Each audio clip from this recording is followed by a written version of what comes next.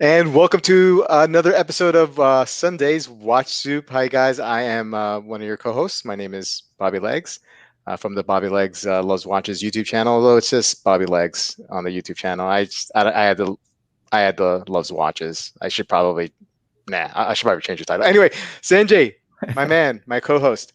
How are you? From the Engineer Wannabe channel. What's going on, man? Yeah, very good, very good. Not too much going on. Had a good day today. It was busy, but relaxing at the same time. Yeah. Yeah. What do you let me guess, you got a Grand Seiko on wrist today. I sure do. I'm wearing my evening watch, the Grand Seiko very nice. SBGY003. Yeah. Very, very nice looking watch, man. That's the elegance conduction. Is that the elegance? Yeah, with the manual wound spring drive movement. Mm-hmm. I love the blue dial. They make it in a blue dial as well, right? No, that one is a different elegance watch. That one is an automatic, so not the spring drive. Yeah, but it's beautiful. It's a beautiful hand winder. Yeah. Wait a minute. So, like, I know nothing about Grand Seiko other than I dig them. I had no idea that there was a manual wind spring drive. Yeah. This is one of the few. The new one is a manual wound spring drive as well. SBGY007, the Frozen Lake. Wow, that makes me even more intrigued. Yeah. They're really nice. They don't feel like you're forcing a motor. Like the automatic spring drives, when you manually wind it, it feels like you're forcing a motor, which, you know, as a kid, I was always told not to do. And it feels horrible. But this feels so crispy and nice to wind. Oh man, I just love how you describe that, crispy and nice. That's awesome. That's awesome. Yeah. Sounds delicious. What sounds delicious. Tonight, special guest, from the WatchChris YouTube channel. It's Chris. How you doing, man? Thank you for coming on tonight, guys. Man. Thank you for having me. I was saying to Chris and Sandra before, I think we've talked about Chris's videos. You know, it's up there with probably one of the most frequently referred to YouTube celebrities or content creators, you know, in the watch community. No, seriously, I mean, we're always at least like maybe once every other week we're talking about one of your videos, because you know you talk about some key things in the watching, what's going on in the watch industry, and we just like your topics, and we feel like it's a great way to engage with the chat. So only last week we talked about your Happy Watch incident. So that was a really interesting video, and I appreciate, and I think what I like about that video was your complete honesty about the whole situation, because honesty has been a hot topic in the last couple of weeks, hasn't it? You know, it's been brought up a couple of times. So I really appreciate that. What do you have on wrist tonight, man? I have the AP Royal Oak Diver. Ooh, very nice. Can we get with my camera? Yeah, let me give you a solo layout there, Chris, because that's a that's a nice, very nice, man. Usually on Sundays. Yeah. Is that your Sunday watch? Usually, I usually try and wear. I like to wear a nice, one of my nicer watches on Sunday. I like that. I usually, it's the evening times. Although tonight I'm wearing my U50, but I like to wear in the evenings my evening watch, which is either the Kadoki or the Jaeger and Benzinger, a dressier watch. Now, but during the week, right? So do you are you working remotely now, or are you going back in the office? I have a mixture of the two. So when I'm in the office, I don't wear my, it's kind of ridiculous. I don't wear nice watches when I go to the office. Yeah. For a few different reasons. One, I work in Brooklyn, but not in the, sometimes I work in Brooklyn, sometimes I work in Manhattan. Gotcha. But where I work in Brooklyn, it's not the best of neighborhoods. Sure. So I kind of don't wear a very nice watch to walk around when I'm walking around there. So no, I get that. But when you're working from home, do you do you put something? I change watches all day long. That's what I'm like. I have watches lying around. I have my P01 here. I have watches. There's everywhere scattered around, and I'll be literally like drinking my morning coffee, and I'll have a watch on. I'll take a watch off. Yeah. Then I'll put another watch on. I forget which watch I have on. Yeah. Yeah. But, yeah. what I've been doing lately, and I guess I've been doing this subconsciously, but now I'm kind of trying to like I'm realizing this. Um, as soon as I wake up, I wear no watch, right? So I go downstairs, and then about an hour or two later, when my wife comes down and she can watch the kids for a second, I'll run upstairs, and then I'll put a watch. I'll open up my case. I think about it methodically, and then about a couple hours later, I'll go back up again and switch, go work, and then change it again. So I'm changing watches 2 or 3 times a day, and then I have the evening routine where I put on the evening watch. It's madness, man. It's madness. You know, if I know people who sleep with a watch on. That I can't do. I can't do that. I can't do that for a few reasons, because I don't want my hand to fall asleep, but also I feel like I'll damage it. Oh yeah. Or because I have 2 young kids, yeah, who sleep in my bed. I have 2 other human beings besides my wife that sleep in my bed with me every night. Yeah. And I'm afraid that like my hand's gonna like smash into their head with a heavy AP Royal Oak on it, and you know, I don't want to do that. So yeah, the Jimmy arm. Yeah, I mean, like I'm worried about the Jimmy arm. You know, like sometimes I catch her. I'm like, and can you imagine if it, wearing my Panerai smack my exactly. I actually tried doing that when I had an Oris Diver 65, and I did it one night. I wore it for one night, and I chipped the sapphire crystal on it. Oh. I don't know how it happened, but I woke up and there was a little chunk of sapphire crystal gone. Oh, so, what are you doing? Did you have all your teeth still? What'd you hit it on? Probably the headboard, but headboard. Wow. Yeah. Oh, yeah. God. And it didn't help that this crystal was so exaggeratedly domed. Yeah. A violent sleeper, man. Yeah, man. Thrashing around or something. Man, I hope you have a big bed for Mrs. Sanjay, not to get that close. Jeez. Wow. Let's head to the chat here. Bill K's here. Yep, getting the soup simmering. Thanks, man. Design Atelier. Jason, what's up, man? Greetings from Aruba. Peter is here. How you doing, Peter? Underachieving Watch Collector is here. And guys, let us know what you're wearing on wrist. Hans, duck soup time? Well, maybe not duck soup. Maybe like a little wonton. I haven't had wonton soup in a long time, man. That's what happens when you live like in the Hick area here in Western Jersey, man. The Chinese food is not up to par. Not up to par. I lived in Jersey City before, which is closer, right across the river from Manhattan. So we had all ethnicities and all kinds of restaurants. And you could get it delivered. Get it delivered. You could walk down the street and get it, But I do like it out here. It's nice and quiet. Keith E, what's up, man? How you doing? Chaz from the Berg. Sands of Time. What's up, Sam? All the way from Australia. Joe, Philly Watch fan, is here. Sean, how you doing, buddy? Justin's here. I saw Wilson. It just jumped on me. You ever notice that, Sanjay? That sometimes it always happens. Always does it. Always jumps. Yeah. Hey, Wilson, how you doing? Riss Ross, what's up, man? Hans. Scrolling. Wrong time watch. What's up, buddy? Caliber is here. Hey, Ken, how you doing, man? And let's do. Hey, Roar the Tiger, what's up? Everyday Watch Guy. Hey, Torin, thanks for joining us. Bobby's here. Watch Medicine with his man. I love every time he posts a picture of his Longa, man. It's so awesome.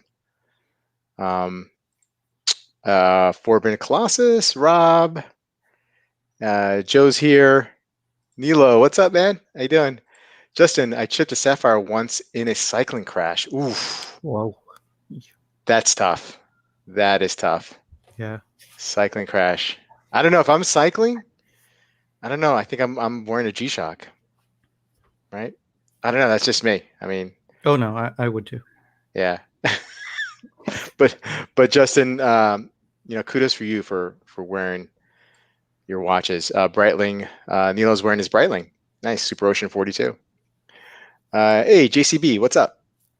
Okay, so let's get into the first segment, and we finally got some. We have some mail. Let me see here. Let me share my screen, and we'll go over the mail from last week's stream.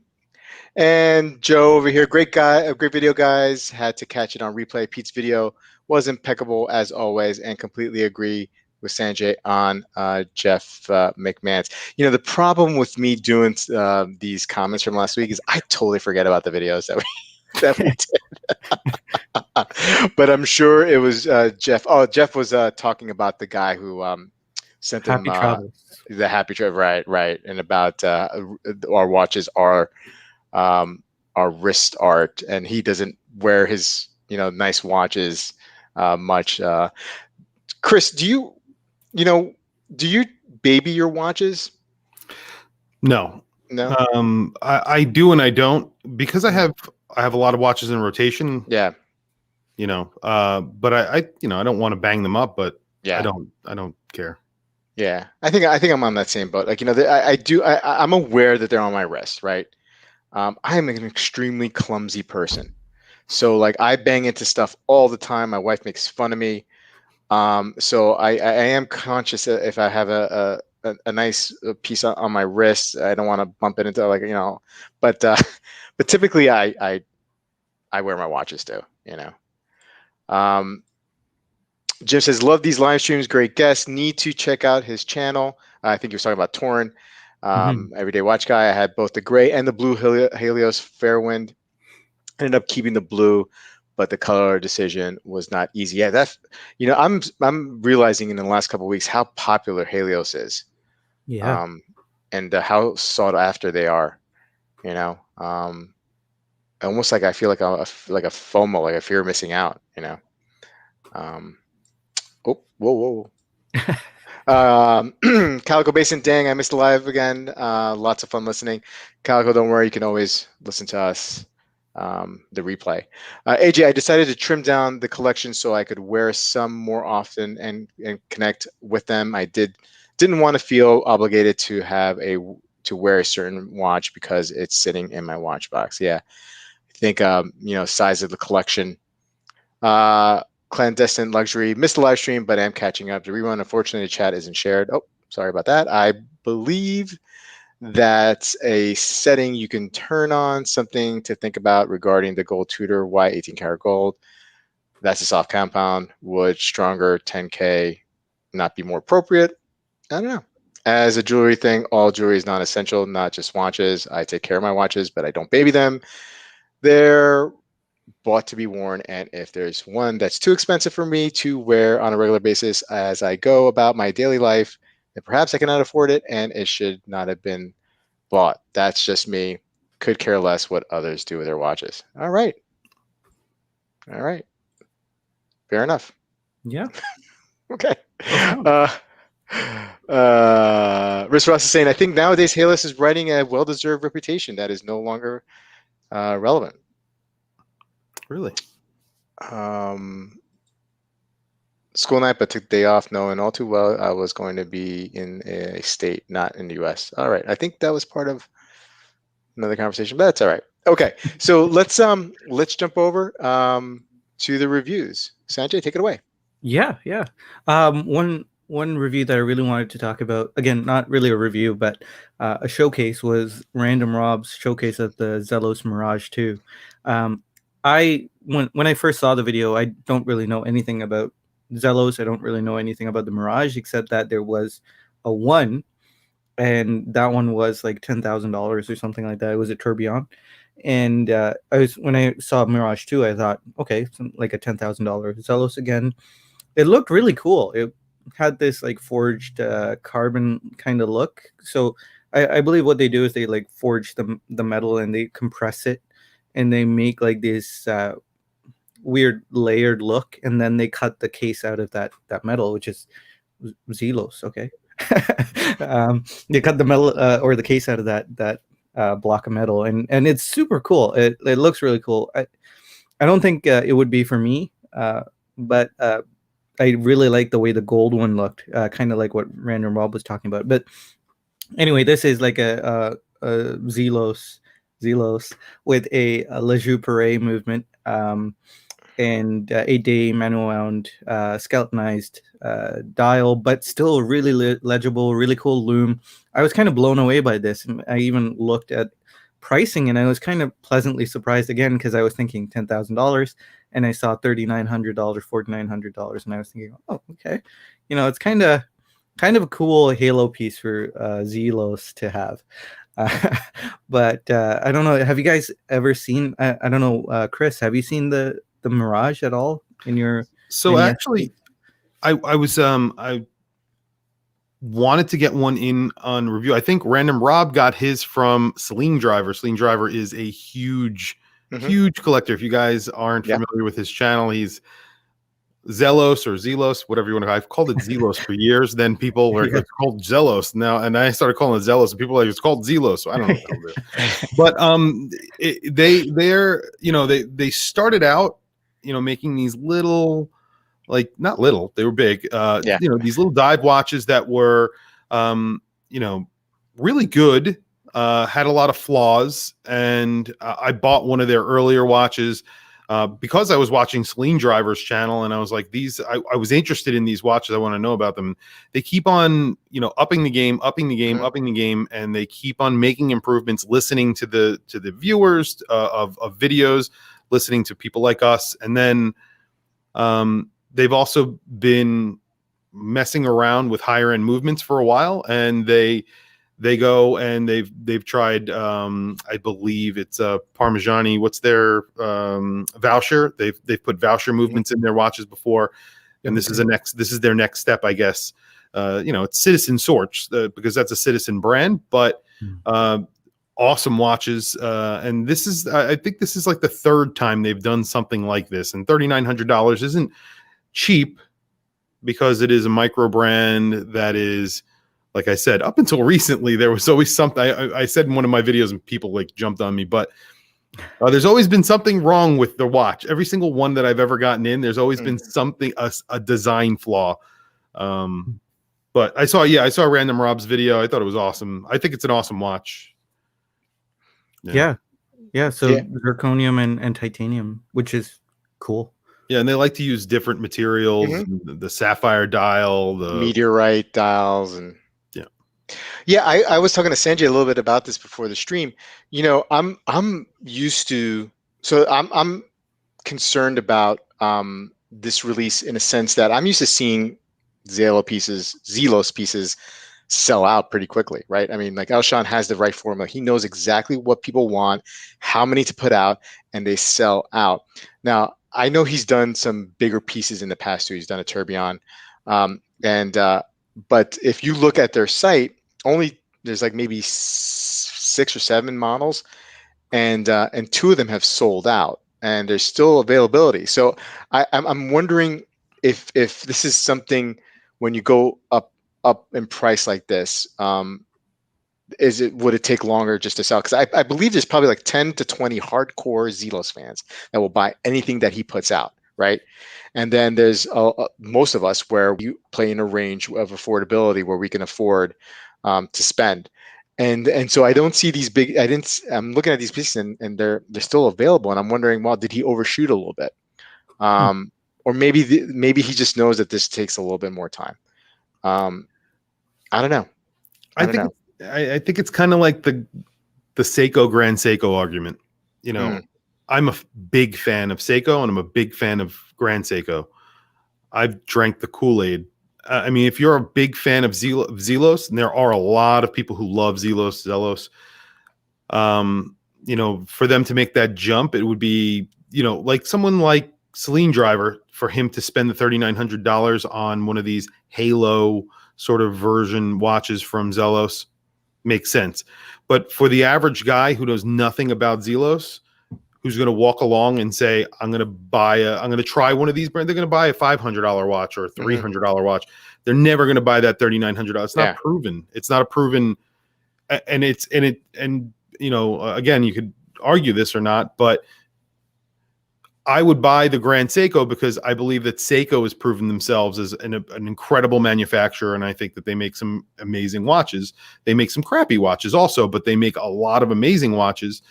And I'd be willing to try a Grand Seiko, very easily, and I have. So that's the point. But they're, the other way around when you're looking at someplace like Zelos and a small brand like that have had problems in the past. Yeah. are you going to spend $3,900 on a watch that might have a clasp that doesn't work perfectly, or has a sharp edge on it, or I don't know. I'm sure they're not doing that with these. Maybe they're being a little bit more careful, and they're not throwing them into the, just to get them into the market. Yeah. But that would be my concern. Fair enough. Yeah.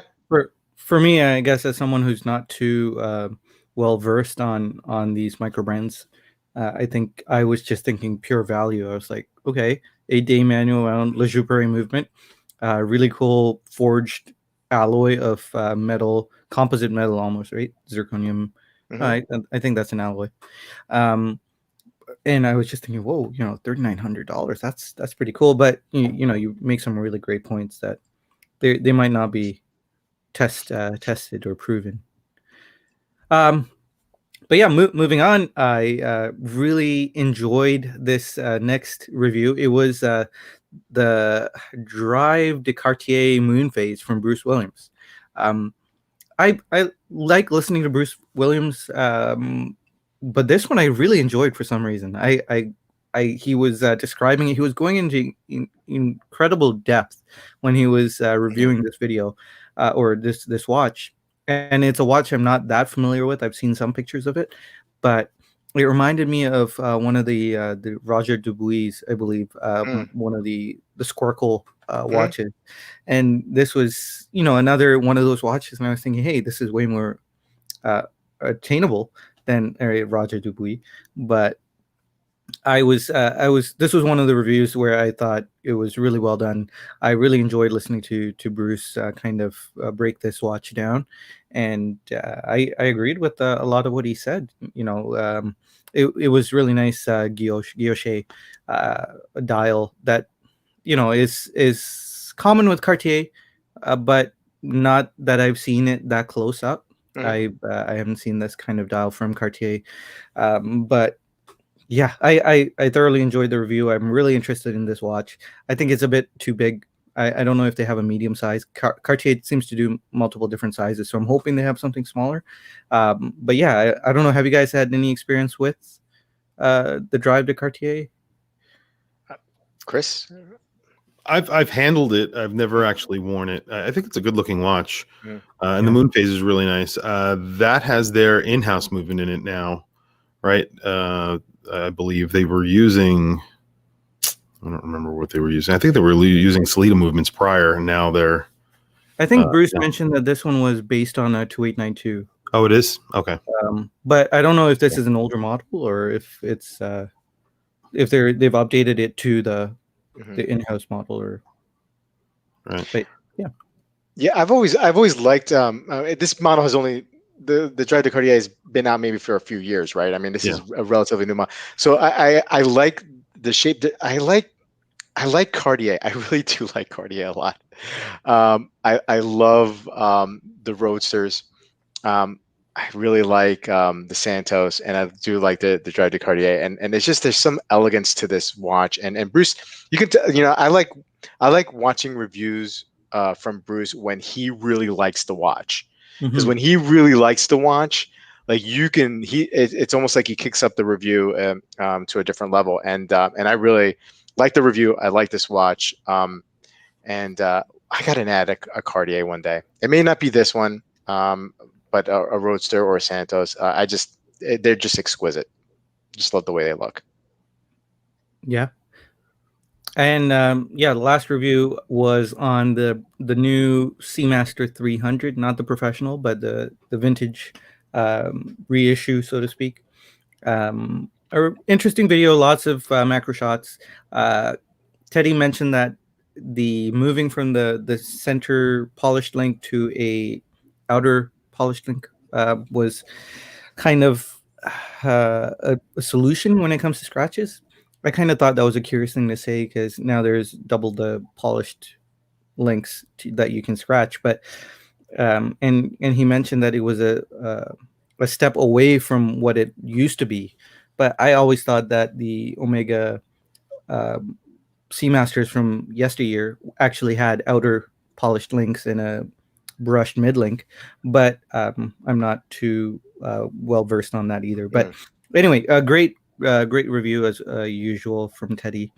really enjoyed the fact that this has that sandwich dial, but I didn't enjoy that it has a lollipop seconds hand, because I always try to, synchronize the time to the second, and that lollipop seconds hand would drive me nuts. But yeah, you guys have any thoughts on it? I'm a huge fan of this watch. I watched the video. I love this watch. I have a Seamaster Planet Ocean with the 8500 caliber. I have thought about selling it about 750,000 times because it's a 45 millimeter watch. I like a 45 millimeter watch. I can wear a 45 millimeter watch, but I think that watch looks comfortable. I don't own Rolex, and I feel like that is the actual Rolex replacement that Omega actually offer. It's not the Seamaster Professional 300, because that watch has a textured dial. It has a weird bezel shape. It's got a helium release valve. There's 2 crowns because of it, and the bracelet looks like it's from the 90s. I think that the Seamaster 300 is the Rolex alternative that Omega actually offers, and it's a really good price too, which was his point. It's cheaper than a Seamaster, but I think it's as nice, maybe nicer than a Seamaster in my opinion. I'm a big Omega fan though, so beautiful watch. I just think it's a beautiful watch, and I get your point with the lollipop hand, but I like that they put the lollipop hand on it because I just like it. I don't know. Yeah, no, I hear you. Yeah, I'm totally into it. I hear you with the lollipop hand too, but I really like the lollipop hand. I want to like the Seamaster Professional. I really do. There's something about it that I don't think I would ever get one. I don't, and I know it has the little helium escape. I mean, that doesn't bother me so much. There's I don't know if it's the hands, the skeletonized. There's something. It may be a combination of things. I just like the 300 a lot better. The only one that I've ever found professional, the Seamaster Professional, the only one that I've really ever liked is the newest Bond, the titanium on the titanium strap.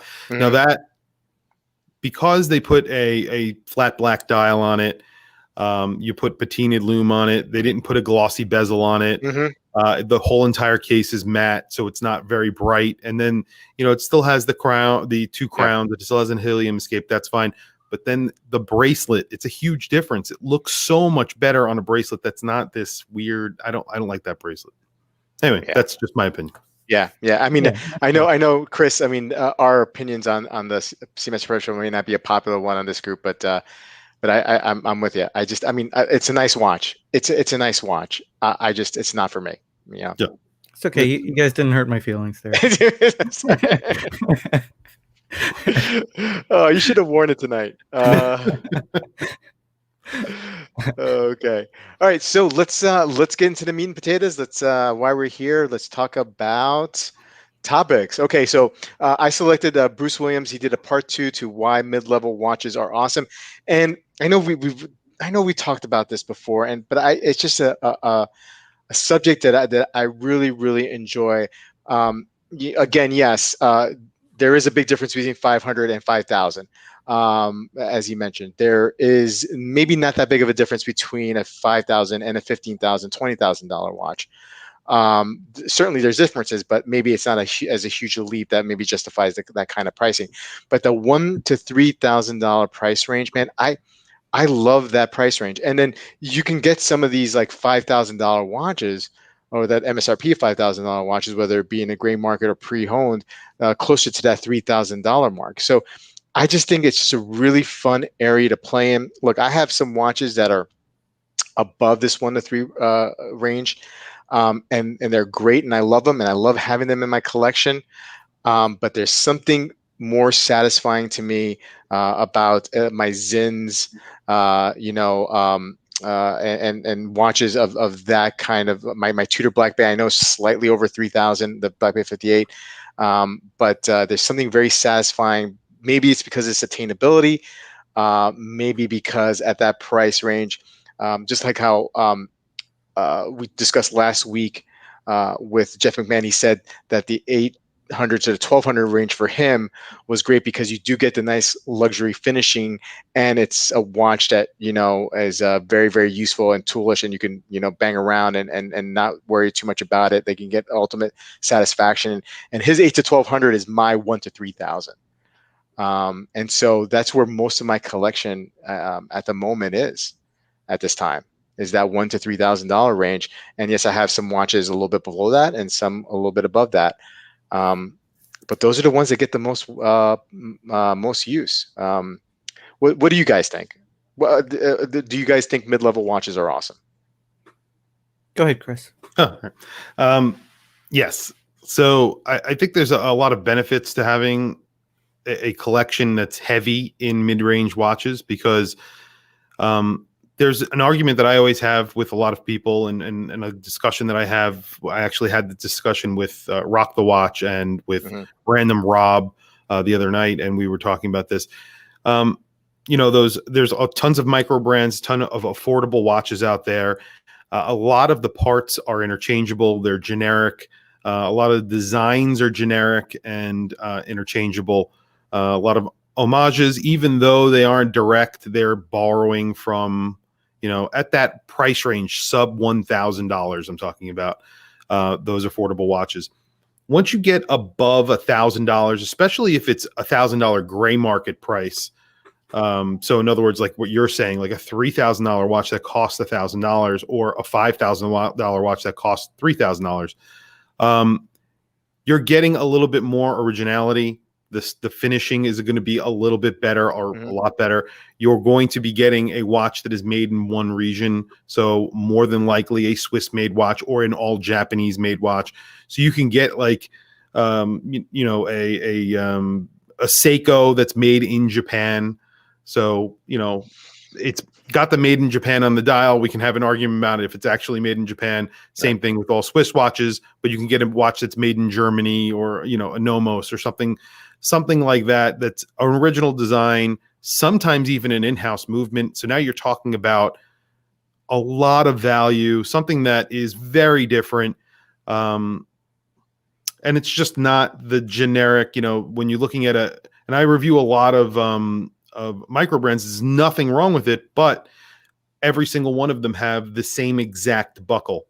And then when one watch brand starts using a different buckle, they all switch over to that because it looks like it's the popular or better version of the previous buckle. It's just the way it is. So they're reaching into a parts bin and they're using them. In that range, you're not finding that. And there's a lot of interesting watches, really good value in that range, 1,000 to 3,000. Yep, absolutely. Sanjay? Yeah. So for me, I think most of my collection is in this $1,000 to $3,000 range. To actually maybe not anymore. Yeah, sometimes I forget what's in my collection still. But I agree. You know, I think it's a really fun price point.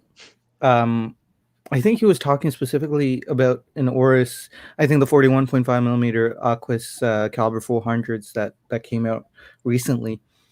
I correct me if I'm wrong, but I thought that was maybe a bit over $3,000. I'm not too sure, but regardless, I think it's a great segment, and I think he was kind of limiting it to retail price, maybe a bit of a discount. But you know, thinking about pre-owned prices in that price segment, it's an incredible price segment to be in. And yeah, you get a lot of value for your money, and I think he's bang on. You know, there is that curve of diminishing returns. You know, it's flatlining at that mark, so you're getting way less for your money once you get past that $3,000, $4,000 mark. I think you're getting a lot less bang for your buck, and because I think it's my favorite segment, really. So like around 9,000 Canadian dollars, which is what, 7,000 US, I think. That I think is my perfect segment. I think that's the cream of the crop, kind of best bang for your buck. You get some hand finishing as well in that price segment. If you're looking at Grand Seiko, but yeah, so 9,000 is like the cream of the crop for me, and coming down from below that is where you get so much value for your money, and I really like that. I really like that price point. Yeah, especially when we're seeing a lot of luxury prices and watches going up, like melting up, right? The fact that you can still find between $1,000 and $3,000 new and pre-owned, because I want to throw pre-owned in there because that's I buy most of my watches pre-owned. There's so much value, so much value. Jason saying here, after speaking to some micro brands and actually being in contact with the manufacturer, it's not a surprise that there are actually 4 or 5 main micro brand factories. That's why most would have the same buckles and similar parts. Okay, fair enough. Yeah, and that's and the bracelets and things. Again, like I said, there's nothing wrong with that. But there's one thing that I always bring up: it's 3,500.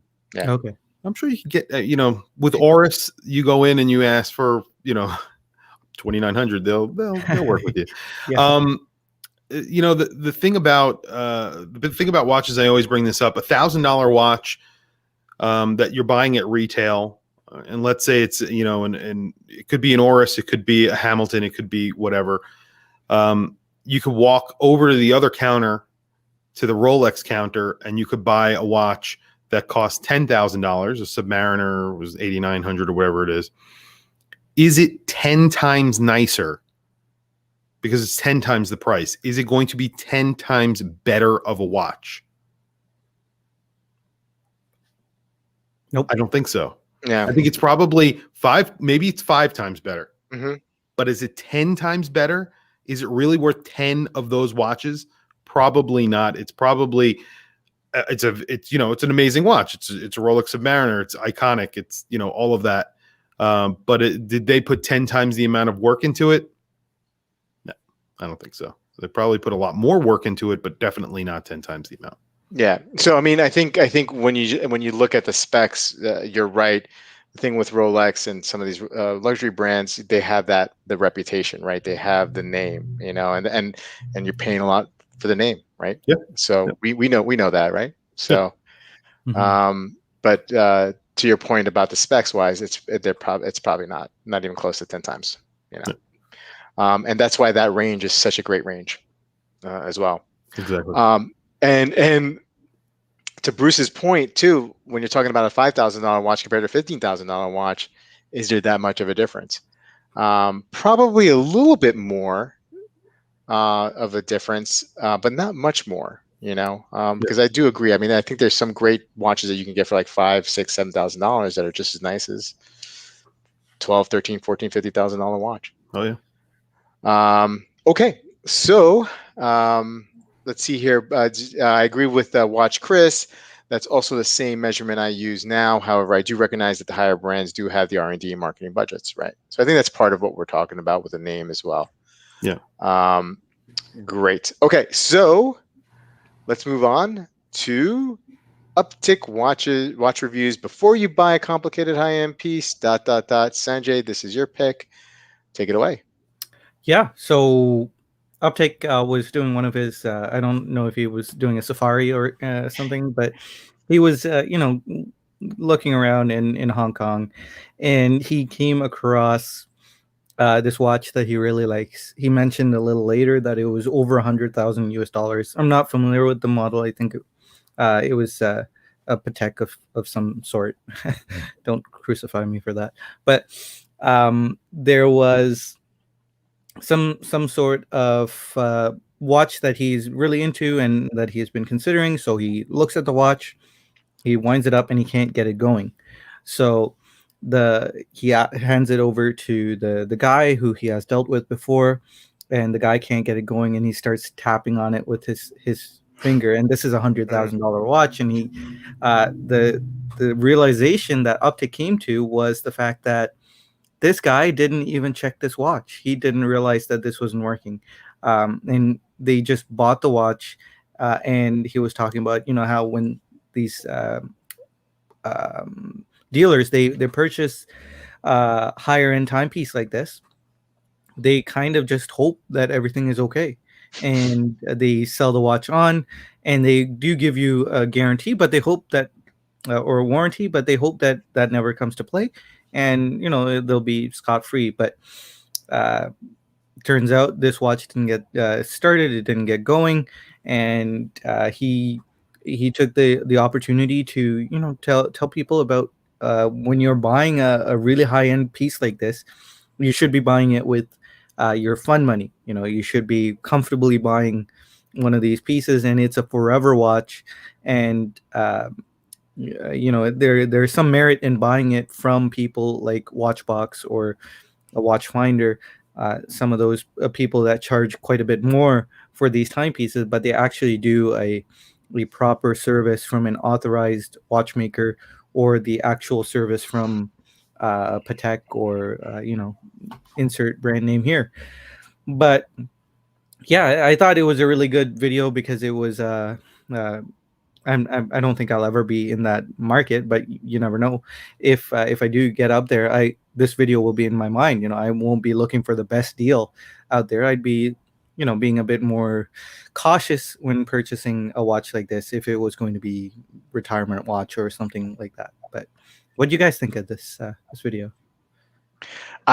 So I know this, right? I know that with these high-end, super ultra high-end luxury pieces, that servicing or if anything goes wrong is going to cost a lot of money. But I need to be reminded about this. Like, I need to see a video like this like every month, because I forget, and then I opine over these high-end luxury watches that I can't afford anyway. I mean, I'm not going to buy them. But there might be a time where I can maybe buy one, but maybe not have, maybe not be considering the potential costs. I'm in that's kind of a situation. I got a watch or two that would have to go all the way to the manufacturer in Europe or in Germany specifically, and it makes it. I take pause in it because I'm like, oh wow, I gotta slow this down. I mean, I love the handmade watch.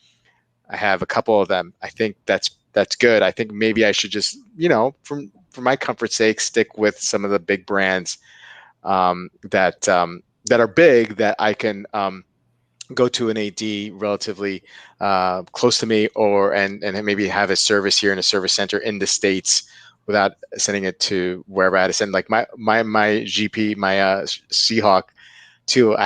They had to send it back to Switzerland to get service because they couldn't do what they needed to do here.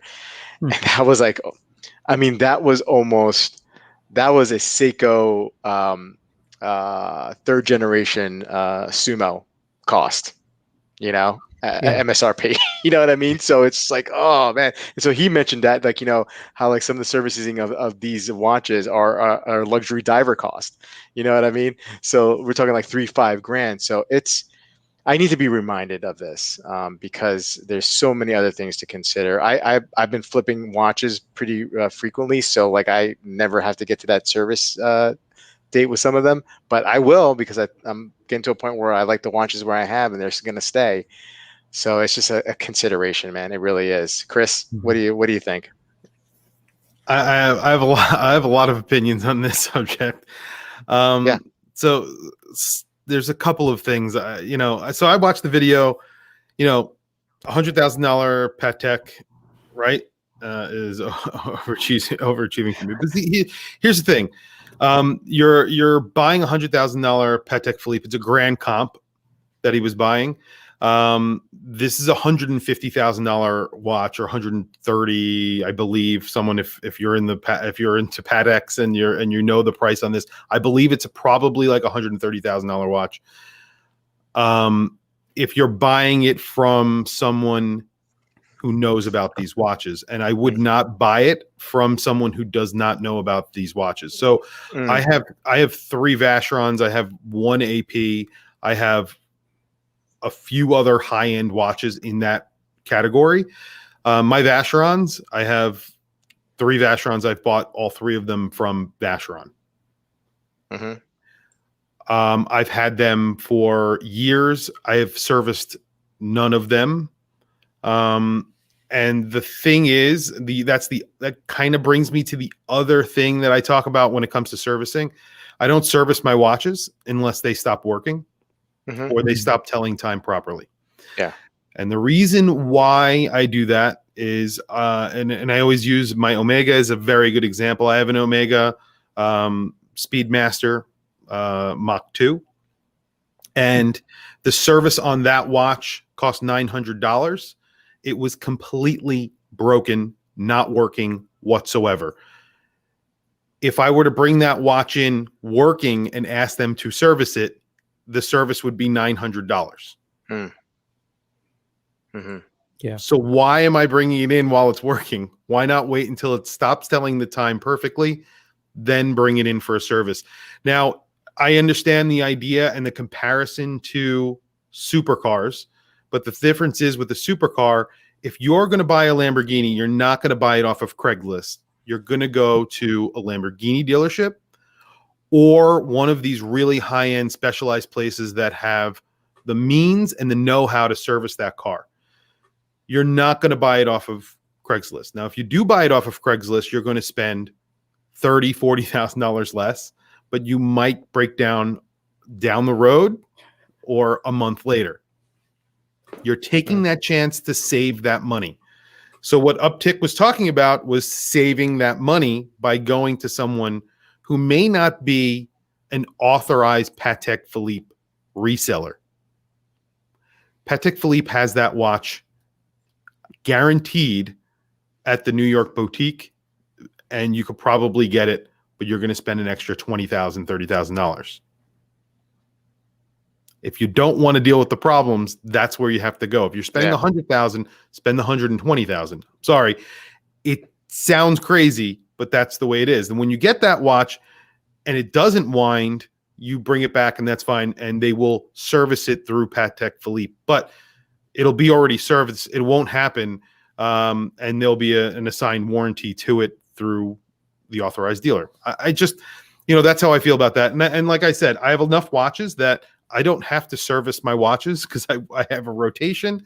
I wear them sparingly, and that's really it. So I don't feel like Yeah, I mean, I think if it was ever at a point where like I can afford a Patek or a Vacheron and whatnot, those are the kind of watches I feel like you buy from like an authorized dealer, or somebody who can service that. You know what I mean? Like I wouldn't go. I mean, I'm sure you can find great deals secondary market and great watches that probably don't need to be serviced, that'll work right out of the bat.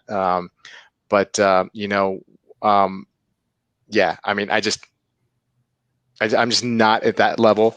And anyway, what scared me at that level would be just regular normal service. Now, I had to service my GP because the date was changing at the 6 o'clock position and not the 12 o'clock. And I hadn't serviced that watch in about 16 years since I first got it. So that's the reason why I serviced it. But it still cost me $800 or $900. And you're right. If I just wanted to get service, it was still going to cost me $800 or $900 to do it anyway. But it's just it's a huge gamble, and it's a concern that I always forget about. Servicing is it's the same thing when you buy a car, because when you bring your car in for a service, if you're getting an oil change, it's a little bit different from a car, because we always compare cars. And so you buy a car, you bring it in for oil changes, regular maintenance. If you don't change the oil in your car, it will stop working eventually. If you don't replace the brakes, your car will not stop. If your watch stops working, you don't die. You're not stranded on the side of the road. Right. You just don't know what time it is. You look at your cell phone. But the thing is, like you're saying, I had a Breguet Type 20, scratched the sapphire crystal. Don't ask me how. I bring it in to a service center in Manhattan, authorized service center in Grand Central, and I tell them I want to replace the sapphire crystal. They say, if we take this watch in, we have to do a service on it. I said, I just want the sapphire crystal replaced. I don't need a service. They said, well, yeah, but we need to do a service. We have to. If we take in a Breguet, we are obligated to do a full service. The full service was, I believe, $800 or $900, and they said they would replace any parts that would needed replacing. It would be basically like new, and they would replace the sapphire crystal as part of that $900. And then that was the day where I said to myself, I'm never servicing my watches unless it's absolutely 100% necessary, and that's it. So I feel like the car analogy is kind of off base too, because you're not taking your engine apart when you're changing the oil, right? You're not taking your engine apart. You're not inspecting it for wear and doing all these things. You're just changing the oil. Yeah. And if you could do that with a mechanical watch, then that's fine. But I don't think the analogy kind of fits here, because you're not tearing down your engine every time you do an oil change. It's just swapping out the oil. Yeah. But I was also gonna say, the servicing thing, I kind of agree on, like, most aspects. Like, say with some of the main brand watches, I think I agree with what you guys are saying. However, my concern would be with, like, a really unique piece. Let's say, like, I don't know, like maybe the Kodoku watch that you have, Bobby, or like a King Seiko, or one of the vintage pieces. I think a service every few years, I think, would benefit that, because parts are harder to find, maybe, or you might have to, well, say with an El Primero, they charge you by the part for service there. And maybe that's a bad example, because they don't charge you a whole lot of money for tiny parts like that. But I was thinking preventative servicing there would kind of make sense, because you're kind of keeping the parts that you have in good shape, rather than expecting to replace them. But that's just a small aside, I think. But for everything else, Rolexes, Omegas, it makes no sense to service until it's broken, because those parts are plentiful. They will be for decades to come. But something kind of unique, I'd be a bit more careful with. And just to yes, actually, I did go to, it's a tiny shop. It's called I think it's called Central Watch. It's just a window, but it's pretty famous, and they do a great job. I've had watches serviced there before. Nice vintage watches too, they sell. So every once in a while. Yeah. I mean, and there's exceptions to every rule. So Sanjay, to like, to reiterate what you're saying, basically, there's exceptions to every rule. There are definitely watches out there that need service. I completely agree with that. If you're buying, and the other thing is, if you're buying if you're only wearing one watch, then you probably want to service that watch once in a while. Maybe not on the recommended service intervals, maybe a little bit longer, save yourself a little money. But then again, if you're using the watch as a tool, if you're actually using it to time things, your life is depending on it, you're a diver, you're whatever it is, definitely service your watch, because you don't want a watch that's not working properly. You want to be able to use it as the tool that it's meant to be used as, so I agree. Yeah, that's a good point. Caliber saying every time he gets an oil change, he gets a wax job on his truck. Okay. Fair enough. You guys service the car analogy to death. All right. I love Forbin Colossus's comments. Like, I still think about the one that he said last time on one of your streams, Bobby. He said, brawn sounds plural. Why not just have one brawn? I was laughing for hours after that. It was just we got some characters here for sure. Zoned in and out. Okay, Hans, we'll try to keep it more exciting next time for you, buddy. Water resistance is also something to keep in mind. I think to Chris's point, if you use it as a tool watch, if you're, if it's your one watch, if you're a diver, obviously every couple of years you want to make sure that water resistance is there. Kevin S. at Grand Central Watch, very nice folks there. Yeah, I used to pass by that shop. I used to work a couple blocks away, and always intrigued. He's got to work on that website though, man. I mean, it's just a little. Yes, it's terrible. It's terrible. Yeah. But whatever. Maybe he doesn't need to. Whatever. They're busy. There's always a line there. Yeah. I'm on the spectrum. I have special needs. Okay, Hans. Sorry. Let's move on. Every time I watch these shows, I take off my shitter watches and put the nice one on. Is that odd? Yeah, I mean, whatever makes you comfortable in the Aaron. I mean, no, there's no judging here, man. Don't tell that to Paul. Awful website for sure. Okay, Kevin, sorry. Well, yeah. Well, there you go. Hey, so Chris, what do you do for fun other than watches? What else do you do? Cars. Cars. Okay. I love to cook. Okay. Yeah. So I was a chef prior to doing what I do now. I work in a bank, and which is super boring. I was a chef for many years, and I still love to cook. So my family reaps the benefits of that. Very, very nice. I made a cod fish tonight. I sauteed some onions, fennel, cherry tomatoes, a little white wine vinegar, doused it over the cod, which I salted and peppered both sides, lemon, baked it in the oven. Excellent. Served it with some potatoes and some Brussels sprouts. The kids really like the Brussels sprouts. Yeah, I mean, I'm no chef, but I like to dabble in the kitchen. Do you normally do the cooking in the house, or? It's split. It's split, right? So I have young kids too, and we all do. So most of the time, it's like, oh, what can we make the fastest and shove it in their mouths, right? So I usually don't have enough time to actually put some thought into a meal like I did today. Right. And my wife, the same way. You know what I mean? Like there's 3 or 4 things that the kids like to eat, and so we rotate through that. And then sometimes we do a one-off like today, and when we have time, put them in front of the TV for a little bit and make something. Important question, Chris. You ever make any shrimp parm? Have you had a shrimp parm sandwich or a shrimp parm? Oh yes, absolutely. Thank you. These guys make fun of me. Parm. You guys talked about this a while ago, right? In like a previous. Yeah, people bring it up all the time. Shrimp parm is delicious. I don't absolutely. Cheese and fish, I know, but yeah, man, I love shrimp parm. Holy cow! I totally forgot about your pick. Just one more watch. Thank you, Sanjay, for reminding me. Just one more watch. What happened to JOMW? Can I say that right? Chris, this was your pick. Tell us about this.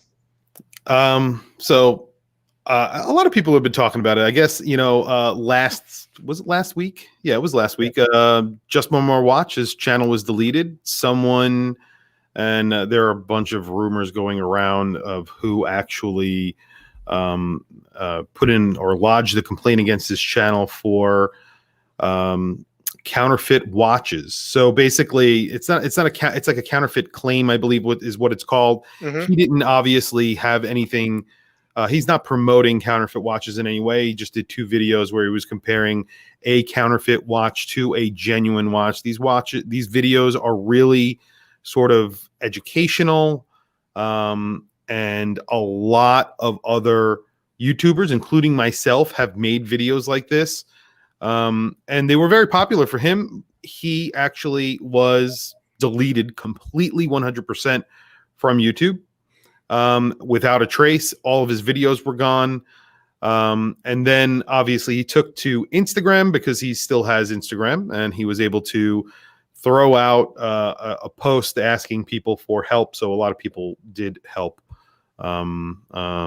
And you being one of them, you got a nice little shout out too. I mean, you really, I think the collaboration of you guys really, really helped move that forward. I'm sorry. Go. No, yeah, he I've watched his channel for many years. It's one of the reasons why I started my own channel. It was, and I've actually told him this, like it was a disagreement that I had with one of the videos he did. It was a Tissot C-Star 1000, which I thought was an awesome watch. He did not like it. So I made, it was one of the, earlier videos that I made. And I watched many of his videos. Not every single one, obviously, but, I made a video just asking people to go to Instagram and, support him if they could. That's all. So, yeah, as a follow-up, I mean, I never saw this channel before. I'm not talking about his channel, but the channel I Like Watches. He put out a video about what he thought may have actually caused that.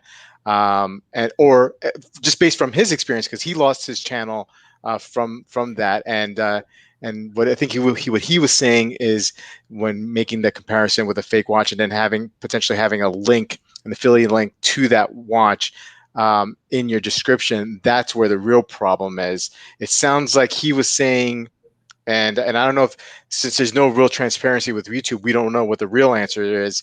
It sounds like what he was saying, that the fact that you may have discussed it or brought it up necessarily is a problem. Although he was saying that you can't say turtle and you can't say date just, because you can get in trouble for that too if you're comparing watches or homages, So anyway, I'm glad to see. That's just an aside. I'm glad to see Jody back, because I think he does really good work and a good service, and he's as AZ Clayton says, he's a marketing genius. He's got a great channel, a great super positive attitude, and I like the guy. And yeah, he's a very positive guy, very, very nice guy too. Yeah, he's just a really nice guy, and he's extremely positive, as you mentioned, and it actually happened to a few other channels too. I think that the Time Teller, so a few of his videos were taken down. I actually took mine down because of everything that was going on. I just took them down because I don't want to take the chance, and it's not really worth it to me to take the chance. So absolutely. And then Ben's Watch Club, his paid video was also taken down by somebody. So yeah, I think the other issue here, and it doesn't excuse the whole issue of fakes and whatnot, but the other for us content creators is, what's the answer, YouTube? I mean, it's just so unclear. We think we know what the issue is, but it's like Jody said, you're getting an answer from the YouTube team. You're not getting it from a person. You can't speak to a person there, and it's just really confusing. So I mean, they do have their rules and regulations, but when it happens to you, there's no clear indication why. You never know who posted it, who created this, who created the complaint.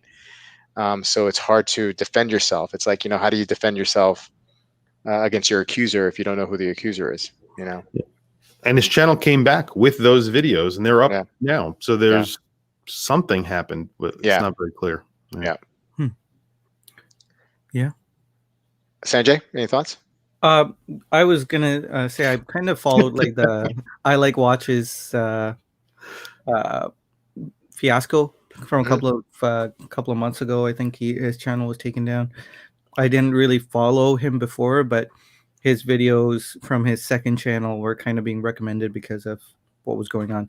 But he had mentioned something about the copyright claims to the names. I think so. Pagani Design. Pagani is being owned by the car manufacturer, and Daytona owned by Rolex. So if you have an affiliate link to a Pagani Design homage to the Rolex Daytona, you're basically, you can say that you're selling a counterfeit product, right? Based on those copyrighted names. At least that was his theory.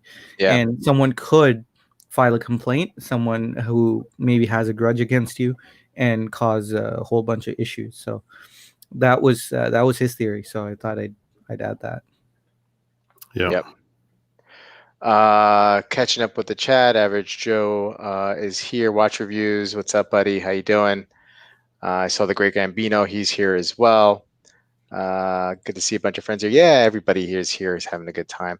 Pete from Not So Obvious Watches. Curiously, channels that flat out promote fakes never seem to get these counterfeit claims. Saying don't do this seems to attract the claims. I think you made a great point, Chris. I think I was watching the stream with you and Rock the Watch, and with this whole confusion with YouTube, you cannot promote fakes or talk about fakes, yet you can Google fake Rolexes and get some some returns on it and see fake Rolex links to fake Rolexes. So I thought that was a very good point. Yeah, I mean, I don't know. The other thing is that a lot of people who are making these videos, where they're comparing a fake watch or they're showing a fake watch, they haven't purchased this fake watch either. So like Rock the Watch, like Just One More Watch, he didn't purchase these; they were lent into his channel. It's one thing if you actually purchased a fake watch, you're sort of promoting that. You know what I mean? Yep. And you're showing a fake watch on your channel and saying buy this watch, or not even saying buy this watch if you're reviewing it as a fake watch, but you're giving your actual opinion on it or whatever it might be. These are all like that sort of toting the line, but where he's saying this is the fake, this is the real, don't buy the fake, but here's how close they are, watch out for this. But I think the way that YouTube looks at it, or whoever is putting in these claims, whether or not it's just a grudge, someone has a grudge against his channel to put in the claims, but there are probably legitimate claims out there. There are probably brands out there like Rolex, like Omega, who want these videos down, because there are people out there, and I've said this in other chats that I've had, there are people out there that may not be the three of us or the people in this chat right now. When they see that comparison, they say, wow, that Omega is so close to the real that I don't think I need to buy the real one. I think I just need to spend the $1,000 or $500, whatever that costs. I'm going to buy that. I'm not going to buy the real one now. That person was probably never going to buy the real one anyway, but now they're buying the fake, and it's sort of an advertisement for it, because that person would have never bought the real Omega, but now they're buying the fake Omega, fueling that sort of industry. That's all. Wow. Yep. Yeah, and in fairness, I'll be honest, I was impressed by the fake. I can see why someone would buy one after seeing that. So we discussed that video, the Just One More Watch video with the fake Seamaster, and we were thinking, that fake Seamaster with the plates on the back on that Sellita clone or the Etta clone may look like a coaxial movement. And I was impressed. I was disgusted, but I was also impressed. That they made. You have a Seamaster Professional, right? Yeah. I mean, not that like you would probably know the difference because you own one. Yeah. Problem with these watches is that if someone, was passing it off as it would take a little while for someone to really notice it, because that's how close they are. And I think that, those educational videos, you would look for the telltale signs that there's a plate over, and that the finishing is in certain areas is not going to be on par with, or one of the screws is not blued where it should be a blued screw, whatever the difference might be. I think those are invaluable for people like us. But then there's, like you said, there's other people aren't, looking for that. Yeah. All right. Somebody was talking about heavy metal in the chat, so I had to respond. Okay. Anyway, well, guys, we're at 10:08. I don't know about you guys, but 10 o'clock is my bedtime, man. And but I had a great time here tonight. WatchChris, thank you so much for joining our chat tonight. Really appreciate it. Big fan of yours, and glad to have you. This is the second time we've done a live stream together, and I feel like they both went really well. And I really like your take on matters and your reviews. I really appreciate the turnover of videos, man. You pump it out. It's awesome. It's impressive. Thank you. And no, I'm totally super positive. I mean that because it's constant entertainment, and I always it seems like I'm watching a video of yours every day, and I like that. Thank you. Thank you guys for having me on. Bobby, thank you. Sanjay, thank you for having me on. Feeling is mutual, and I had a great time. Thank you for, inviting me. Sanjay, what do you got this week? You got anything, any plans? Any videos coming out? Yeah, I hope to review a couple of watches I've been meaning to review. I keep saying that, but the only guarantee is the Saturday night live stream. So I'm just going to leave it there. Okay. I hear you. Yeah, I got a couple videos coming out. I think I have an unboxing video coming out, an epic one. I always call them epic. They're not. Yeah, they feel like Christmas every time I get an unboxing. Somebody lends in a watch. It's just so great. And you know, do you do any unboxing videos, Chris, on your channel? Yeah. I don't really label them unboxing. Most of my videos are sort of unboxings, and then I will do a full review on certain watches. But most of the time when I've done an unboxing, I've already unboxed that watch. I've already worn the watch. Yeah. But I follow. And I like to show the packaging. So I've worn the watch for probably, 2 or 3 weeks, and then I do the unboxing. So normally I don't bring a watch and immediately get it onto the channel. I just sort of hangs around for a while. No, I hear it. Awesome. Average Joe saying, I feel the same, Bobby. Christmas comes many times a year as a watch reviewer. It certainly does. Yeah. So and for me, like I said, maybe a couple videos, and of course our Friday night watch chat with boys. Guys, thank you for joining us this Saturday evening to chat. You guys are the best. Shrimp Parm rules, and we'll see you guys next week. Take care.